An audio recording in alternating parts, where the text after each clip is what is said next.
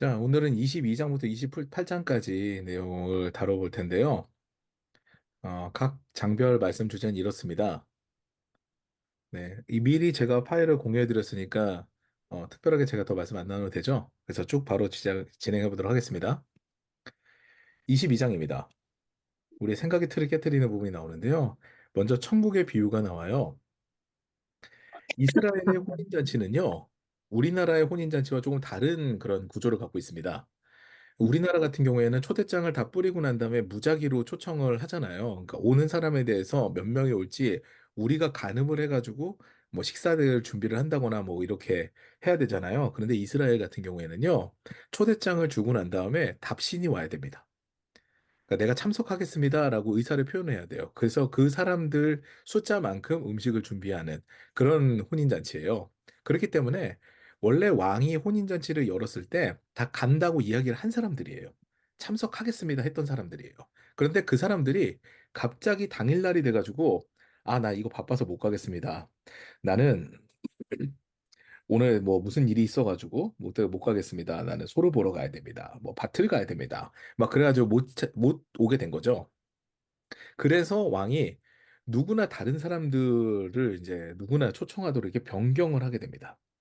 그래서 화가 나가지고 그들을 진멸하고 변경을 하게 되죠. 그리고 난 다음에 아무나 이제 사람들이 오게 되는데 재밌는 거는요. 여기서도 사람들이 한번 걸러져요. 천국에 들어왔는데 그 파티에 들어왔는데 예복을 입지 않는 사람들은 쫓겨나는 거죠. 하나님께서 누구나 다 오실 수 있도록 처음에 초대받은 이들은 이스라엘 백성이라고 생각을 한다면은요.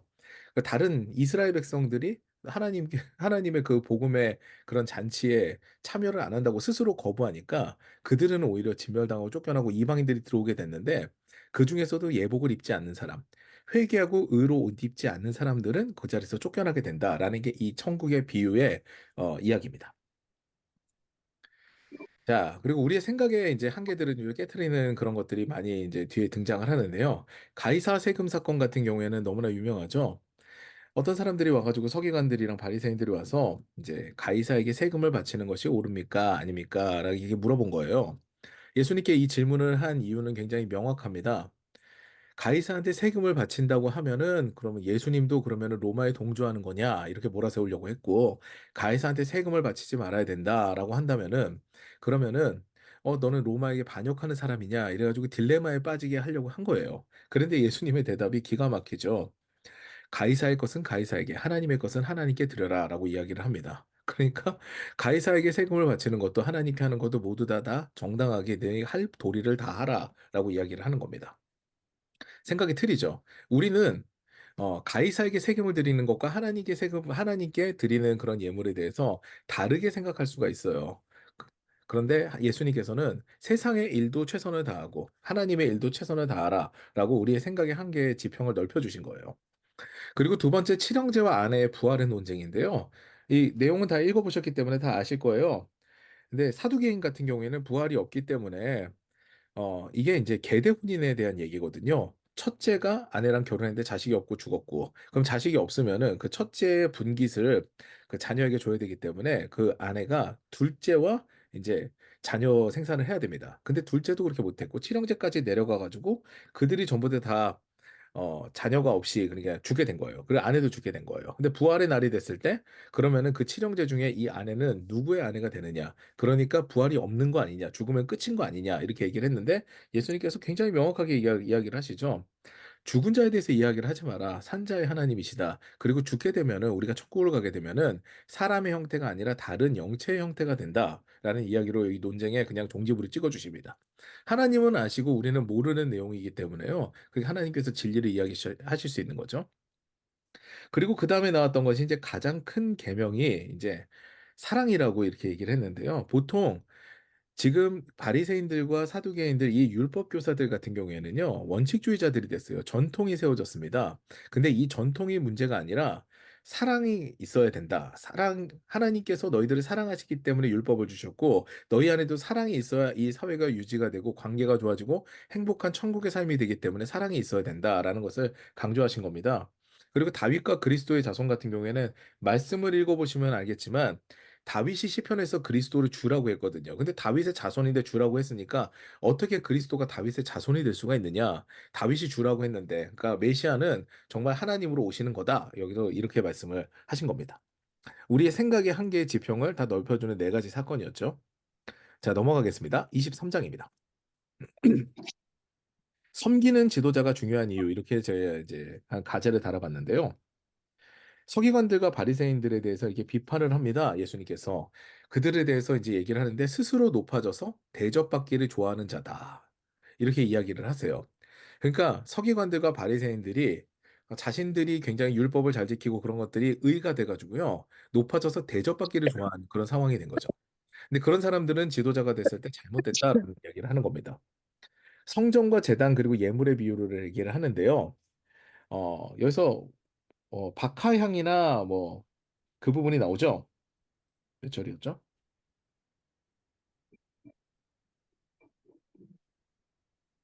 네. 박하와 회향과 근체의 11조는 들이되 율법에 더 중한 바 정의와 긍휼과 믿음은 버렸도다. 23절 말씀에 이렇게 나와 있는데요. 이 향의 11조를 드리는 이유가요. 정말 이 향기가 날 정도로 정의와 긍휼과 믿음의 그런 삶을 살아라. 그것을 예표하기 위해서 성전에서 늘 향이 펴지는 거거든요. 근데 그 향을 드리는 거, 그냥 내가 어 그냥 드리는 거 외향적인 부분, 그런 거룩한 부분들은 추구를 하는데 정말 삶에서 긍휼과 그리고 믿음과 그 정의가 없었다라는 얘기죠. 그래서 그들의 삶 가운데서 그런 것들은 보이지 않으면서 섬김만 받으려고만 하니까 그들은 잘못됐다라는 이야기를 하는 겁니다. 그런데다 결정적인 거는요, 그들에겐 박해자의 DNA가 있다라고 얘기를 하는 거죠. 서기관들과 바리새인들은 내가 예전에 태어났으면은 내가 선지자들을 그렇게 핍박을 안 했을 텐데라고 이야기를 하지만 너희들은 지금도 핍박을 하고 있다라는 이야기를 하는 겁니다.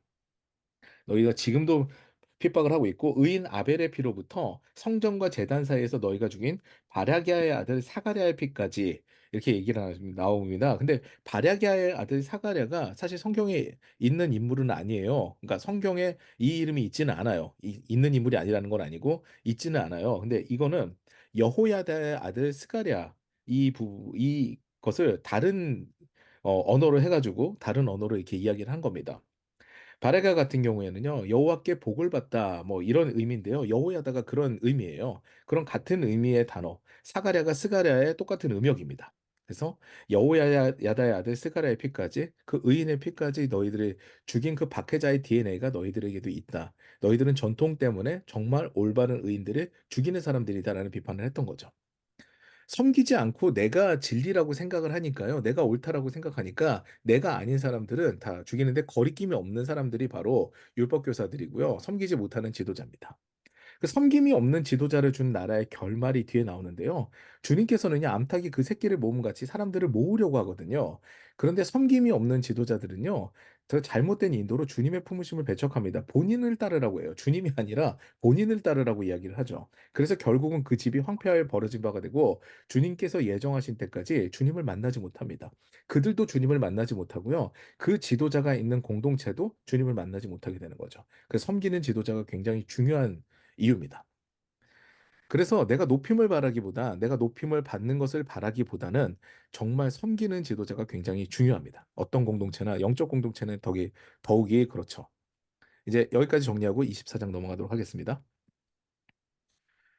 24장, 25장이 굉장히 어려운데요. 여러분들 이거 어떻게 이해하셨는지 모르겠어요. 예수님께서는 이제 말세에 대한 이야기를 이제 제자들이 물어보니까요, 얘기를 하는데요. 이게 두 가지 관점에서 봐야 됩니다. 이제 예수님께서는 성전의 무너짐을 예언을 하시는데 주 70년에 성전이 무너져요. 그리고 말세에 관한 예언이 24장 3절부터 51절까지 나오는데요. 이 두 부분을, 그러니까 이 사건을요, 두 부분으로 나눠서 생각을 해야 됩니다.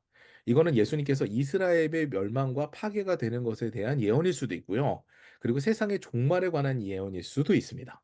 그 두 가지를 다 한꺼번에 보고 얘기를 해야 돼요. 그래서 제가 밑에 지평융합의 개념으로 제가 이해를 해야 된다고 지금 말씀을 드렸는데요.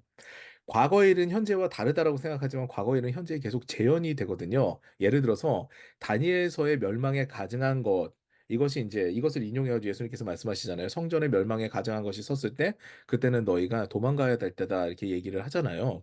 그때 사실은 이 예수님 시절 이전에 마카베오 시절 때 안티오쿠스 4세라는 왕이요. 성전에 멸망한 가증한 것을 세워요.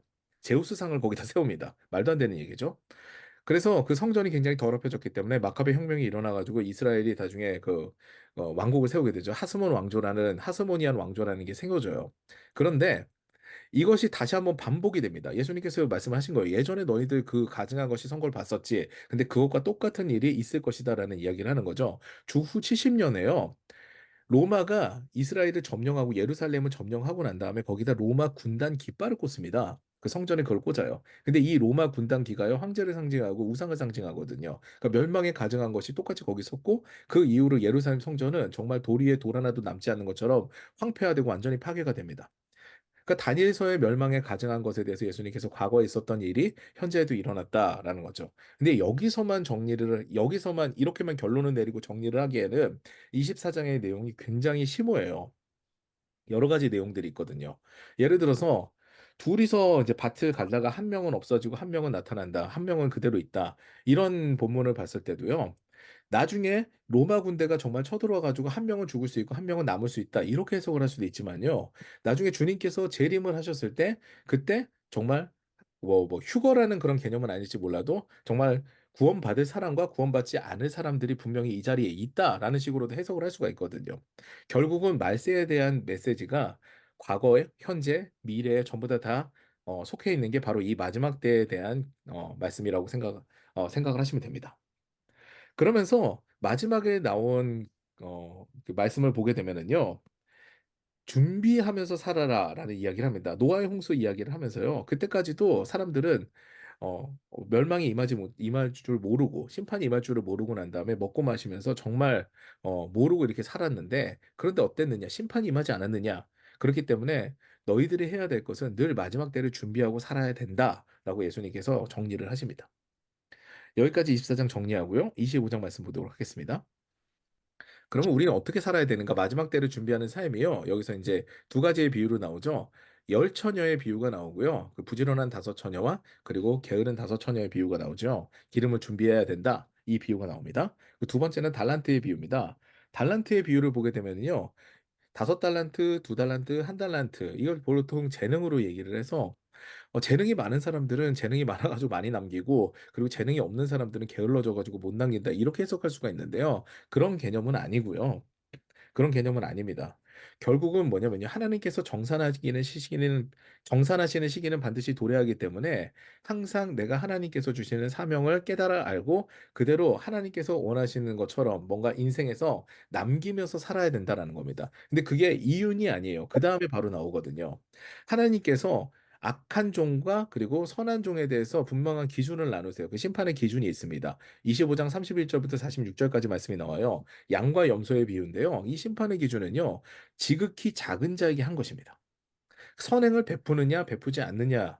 그러니까 정말 의로 거듭나서 하나님께서 우리에게 베풀어 주신 것과 같은 희생이 이 삶에 있느냐, 없느냐. 이것을 하나님께서는 기준으로 삼고요. 그때 나중에 반드시 하나님께서 정산하시는 시기에 그것을 물으신다라는 얘기죠. 너는 과연 내가 희생과 사랑을 너에게 주었는데 너는 그것을 사람들에게 베풀고 살았느냐? 다른 이들에게 정말 지극히 작은 자에게 나를 섬기는 것과 같이 그렇게 섬기고 살았느냐? 그렇게 준비되는 삶을 살았느냐? 그 열매가 반드시 있느냐? 다른 이들에게 복음을 전하는 열매가 있느냐? 다른 이들에게 희생한 열매가 있느냐? 이걸 물으신다라는 얘기죠. 그래서 25장은 이렇게 정리를 하시면 됩니다. 자, 이제 26장 넘어가도록 하겠습니다. 이때부터 28장까지는요, 십자가, 그리고 죽음, 그리고 부활에 대한 이야기가 나오는데요. 최후의 만찬 전까지, 굉장히 고난주간 전까지 대략 한 6, 7주 정도 이렇게 말씀을 나눴기 때문에 잘 아실 테니까요. 제가 그냥 간단하게만 넘기면서 가겠습니다. 26장 1절부터 5절까지 보면요. 대제사장 그룹이 예수님 도저히 그대로 두면 안 되겠다. 성전에 있는 그런 막 사람들도 내쫓고 우리의 권위에 반하는 행동을 한다. 그렇기 때문에 죽여야겠다. 단지 명절 때는 죽이면은 밀란이 날지 모르니까 인기가 많으니까 그 상황을 피해서 죽이자. 그러면 어떻게 하느냐? 요런 이야기가 나오는 거고요. 두 번째는 베다니 나병 환자 시몬의 집에서 향유를 붓는 여인의 사건이 등장합니다. 이 향유 사건도 우리가 주일 예배 때 자세하게 다뤘었죠. 근데 이 사건이 굉장히 중요한 이유는요. 가룟 유다가 여기서부터 마음에 불만을 품게 돼요. 어떤 불만을 품느냐? 예수님께서 예루살렘 입성을 하시고 난 다음에 당연히 그 다음에는 권력을 쥐고 이스라엘 열두 지파를 다스리고 로마의 압제로부터 구원할 줄 알았는데 그런 행동을 하지 않으시거든요. 오히려 예수님께서는 성전에 가가지고 대제사장과 각을 세우시고 그리고 정의와 공의에 대해서 이야기를 하고 이 향유를 붓는데 이 향유가 엄청난 금액이거든요. 근데 그거를 그냥 붓는 거에 대해서 나의 장래를 기념하기 위함이다. 이런 알 수 없는 이야기를 하니까 유다가 결국은 이제 배반하기로 마음을 먹게 되는 거죠. 그래서 예수님께서는 유다의 배반에 대해서도 예언을 하시고 베드로의 배반에 대해서도 이야기를 하십니다. 결국은 제자들이 다 도망가요. 예수님께서 이제 붙잡히실 때. 그래서 최후의 만찬 이후부터의 사건 한번 더 보면요. 겟세마네 동산에 가서 예수님께서 기도를 하시는데요. 그때 제자들은 전부 다 피곤해서 그런지 어떤지 모르겠지만 거기서 잡니다. 식곤증일 수도 있고요. 아니면은 정말 영적으로 피곤했을 수도 있습니다. 그리고 그때 자요. 예수님을 위해서 기도하지 않습니다. 그들도 그들의 삶에 대해서 그런 이기적인 마음을 갖고 있었던 거죠. 몰랐으니까 또 그럴 수도 있어요. 그리고 결국은 예수님께서 잡히시게 됩니다. 그리고 제자들은 다 도망가게 되죠. 그러고 난 다음에는 이제는 완전히 예수님의 조롱의 타임이에요. 공회 앞에 서시고 난 다음에 굉장히 조롱을 당하세요. 그리고 여기다 결정타는 수제자라고 했던 베드로까지 배반을 합니다. 정말로 홀로 걸어가야 되는 십자가, 그 십자가의 길을 하나님께서는 철저하게 외롭게 걸어가도록 그렇게 셋업을 하신 거죠. 그리고 섭리대로 진행을 하신 겁니다. 이제는 27장에는 죽음이 나옵니다. 예수님 죽으시는데요. 예수님 죽음 전에 유다가 먼저 죽어요. 빌라도에게 먼저 고발을 하게 되는데 대제사장 그룹에서는 이들은 원래 예수님의 죽음에 대해서 관여할 수가 없어요. 관여할 수가 없는데 빌라도에게 고발해가지고 정말 죽음을 언도할 수 있는 그 십자가형을 언도할 수 있는 빌라도에게 고발을 하는 거죠. 여기서부터 우리가 굉장히 그 불의한 모습들을 볼 수가 있습니다. 자기들한테 권한도 없는데도 불구하고 자신들의 권력을 지키기 위해서 세상에서는 예수님을 죽이려고 했다. 이렇게 정리하시면 되고요. 결국 빌라도에게 고발하게 되고 나중에는 십자가 판결이 내려지게 되죠. 그리고 그 사이에 유다의 죽음이 등장합니다. 유다는요, 예수님을 팔았지만 나중에 이제 돌아서게 되거든요. 돌이키게 되는데 그는 회개의 방법이 잘못됐어요. 주님 앞에 돌아가지 않고요. 아, 이걸 어떻게 할까? 끝까지 본인이 책임지려고 합니다. 그래서 본인의 죽음으로 이걸 이제 완전히 종결시키려고 하는 거죠. 결국은 내가 책임지려고 하니까요. 십자가 구원이 유다에게 임하지 않습니다. 그래서 유다는 죽어요. 우리가 죄를 지었을 때요, 어떤 죄를 지었더라도 주님 앞에 나가서 회개하게 되면요, 용서를 받습니다. 그런데 내가 책임지려고 그러면요, 내가 감당하려고 그러면요, 거기서 내가 구원을 받지 못해요. 그게 바로 성령을 거부하는 죄악입니다. 성령을 거절하는 거예요. 성령께서 주시는 그 은혜의 그, 그 구원의 은혜를요, 내가 스스로 거절하게 되면요, 그걸 받지 못하게 됩니다. 자, 그렇게 정리하시고요. 두 번째로 고난과 십자가에서 죽으심 그리고 무덤인데요. 비아 돌로로사라는 건요. 십자가의 길입니다. 비아는 길이라고 하고요. 돌로로사는 이제 십자가의 길 걸어가는 그 길을 얘기하죠. 그 예수님께서 걸어가시는 그 길들이 쭉 드러나 있고요. 27장 27절부터 44절까지 보면은 예수님께서 굉장히 고난을 당하면서 구레네 사람 시몬이 십자가를 지심과 그리고 넘어지심 그리고 거기서 뭐 굉장히 그 조롱당하고 이런 것들이 다 등장하게 되고요.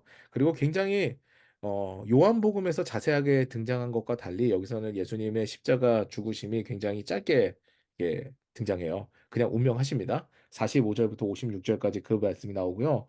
굉장히 특징적인 것 하나는요. 무덤이 열리면서 예수님께서 죽으시고 난 다음에 무덤이 열리면서 성도들의 몸이 많이 일어나서 이제 죽었던 사람들이 다시 살아난 거죠. 그래서 막 사람들이 거기서 막 다녔다라는 이야기가 나오는데요. 이게 신약 성경에서 가장 신비한 부분 중에 하나입니다. 과연 죽은 사람들이 그때 일어났었는가? 근데 사람들이 보였다고 하니까 일어난 건 맞는 일인데요. 그럼 이것은 과연 무엇을 의미하는가? 그래서 죽음과 사망의 그런 우리가 알고 있었던 그런 보편적인 상식이 그때 깨졌다. 이렇게 학자들은 이야기를 합니다. 그래서 그때 하나님께서는 사람은 반드시 태어나서 죽는 것은 정해진 것이다라는 것에 대해서 예수님께서는 이제 이 운명을 거스리는 그 사건에 대해서 첫 번째 이제 시초가 될 것이다라고 이제 학자들은 이렇게 이야기하는 사람이 많은데요. 알 수는 없습니다. 이건 굉장히 신비한 본문이에요. 근데 중요한 거는요. 나중에 새 예루살렘과 그다음 새 땅, 하나님께서 예정하신 계시록의 그 부활의 때가 이르게 되면은요. 그때는 전부 다 죽었던 사람들도 일어나고 부활의 새로운 몸을 갖게 된다라는 것을 우리는 말씀을 통해서 알 수가 있는 거죠. 그것에 대한 예표로 보는 것이 가장 정확한 해석인 것 같습니다. 그럼 마지막으로요. 무덤에 머무르시고요. 아리마대 사람 요셉이 자신의 무덤을 내주게 되죠. 그리고 니고데모가 향유를 갖고 와서 그때 이제 예수님을 장례를 치릅니다. 그리고 군병들은요 그 입구를 지켜요. 그러니까 입구를 막고 지킵니다. 그러니까 확실하게 예수님께서 죽으셨다라는 것을 우리는 알 수가 있죠. 여기에 대한 문헌은 너무나 많이 남아 있기 때문에 예수님께서 죽으신 건 기정사실이에요. 이제 28장이 굉장히 중요합니다. 28장은요. 부활 그리고 대위임령에 대해서 나오고 있습니다. 부활하셨어요. 28장 1절부터 15절까지는요. 이제 부활하신 부분에 대해서 짤막하게 나오는데요. 여기서 재밌는 거는요. 천사도 갈릴리로 가라. 라고 얘기를 하고요. 막달라 마리아와 다른 마리아가 천사를 만나거든요. 근데 갈릴리로 가라라고 이야기를 하고요. 그 여인들이 제자들에게 전하러 가는 길에 예수님을 다시 만나는데 거기서도 갈릴리로 가라라는 말씀을 듣습니다. 갈릴리는 어떤 곳이었나요? 제자들을 특히 베드로와 요한과 야고보와 안드레를 예수님께서 부르셨던 곳이에요. 그리고 그곳에서 사람 낚는 어부가 되게 하리라라는 곳이었죠. 그 나의 부르심, 나의 사명들을 잃어버렸던 그 제자들에게 재차 사명을 주시기 위해서 예수님께서는 그 갈릴리로 부르신 겁니다. 그때 당시에 이제 제자들은 이제 부르심을 받으려고 이제 갈릴리로 가게 되잖아요. 근데 세상은 어떻게 되느냐? 경비병이 보고를 합니다. 예수께서 부활하셨다. 무덤에 돌이 올려졌고 시체가 없어졌다. 그런데 대제사장들도 죽음을 확인했거든요. 그런데 작당을 합니다. 제자들이 시체를 탈취했을 거다. 말도 안 되는 얘기거든요. 로마 군병이 그 명령을 해서 지켰던 그런 상황인데 이거는 훔쳐갈 수가 있는 상황이 안 되는데도 거기서 작당을 하게 됩니다. 세상은요, 예수님의 부활에 대해서요, 지금도 의심하고 계속해서 그 예수님의 부활은 있을 수 없는 일이다. 그 우리가 알고 있는 보편적인 상식에 기초해가지고 자꾸 덮으려고 합니다. 왜냐하면 그 부활 사건이 너무나 위대한 사건이고요. 우리의 죄악을 주님께서 신이 해결했다라는 것 자체만으로 우리에게 모든 구원의 메시지가 그 한 부활 사건에 함축되어 있기 때문에 어떻게든 막으려고 하거든요. 그게 안 믿어지도록 애를 쓰는 것이 세상이에요. 그리고 우리는 그것을 계속 믿음을 가지고 바라봐야 되는 것이 우리 그리스도인들의 사명이 되는 거고요. 그리고 이들이 갈릴리로 가가지고 다시 예수님께 말씀을 듣는 거는 요겁니다. 아직도 의심하는 사람이 있더라. 경비병의 보고와 대제사장들의 작당도 마찬가지죠. 어떻게든 의심하는 사람들을 만들려고 하는 거죠. 예수님의 부활이 없었던 일로 하고 싶은 거예요. 덮고 싶은 거예요. 그런데 예수님께서는요, 마지막으로 본인의 사명의 위임을 내립니다. 모든 민족을 제자로 삼아 아버지와 아들과 성령의 이름으로 세례를 베풀라. 내가 너희들의 삶을 바꾼 것과 같이 옛사람을 다 버리고 새 사람이 너희가 된 것과 같이 너희들도 세례를 베풀어라. 그들이 새 사람이 될 수 있는 기회를 주어라. 그리고 분부한 모든 것을 가르쳐 지키게 하라. 라는 이야기를 한 거죠. 그리고 예수님께서 너희들만 딱 보내겠다 이렇게 말씀하신 게 아닙니다. 내가 너희와 함께 하리라. 이러면서 마태복음은 대미 이제 마지막 이제 종결을 하게 됩니다.